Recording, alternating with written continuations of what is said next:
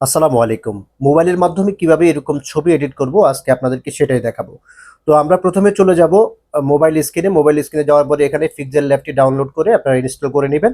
আমি ওপেন করলাম। ওপেন করার পরে এখানে আমাদেরকে যা করতে হবে যে টেক্সট আছে সেটা ডিলিট করব। ডিলিট করে ওকে দিয়ে দিব। তারপর আমাদেরকে নতুন টেক্সট নিতে হবে, ব্যাকগ্রাউন্ড নিতে হবে। ফ্রম গ্যালারিতে গিয়ে আমি একটি ছবি নিলাম। এটি গুগল থেকে আপনারা ডাউনলোড করে নিবেন। আমিও গুগল থেকে ডাউনলোড করলাম। তারপরে ওকে দিয়ে দিলাম।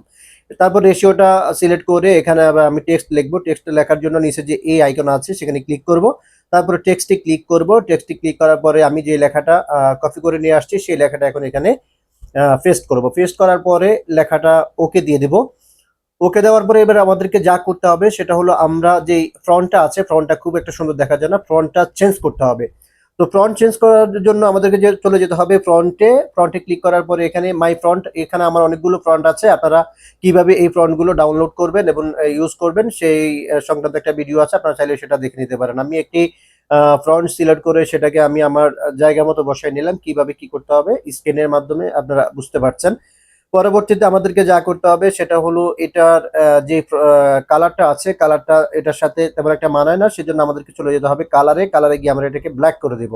কালো করার পরে অনেক সুন্দর দেখাচ্ছে। এবার আপনারা দেখতে পাচ্ছেন এবার আমাদেরকে যা করতে হবে আমরা এটাকে একটু বোল্ড করব, অর্থাৎ আর একটু গাঢ় করব। চাইলে আপনি ইটালিক করতে পারেন, আমি ইটালিক করব না, আমি সেটা কেটে দিলাম। আমি এটাকে বোল্ড রাখবো। বোল্ড করে আমি ওকে করে দিলাম।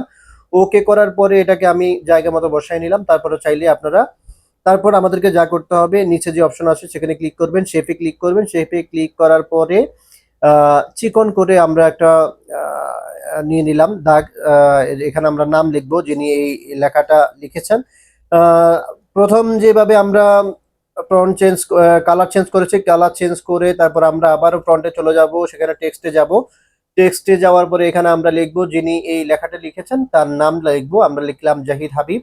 তারপরে ওকে দিয়ে দিলাম। ওকে দেওয়ার পরে আহ, এই কালারটা আমরা এটাই রাখবো এবং ফ্রন্টে গিয়ে আমরা এটার ফ্রন্টটা চেঞ্জ করব। আপনারা এই কিভাবে ফ্রন্ট অ্যাড করে সেটা আপনারা দেখে নেবেন, আমার অন্য একটা ভিডিও আছে।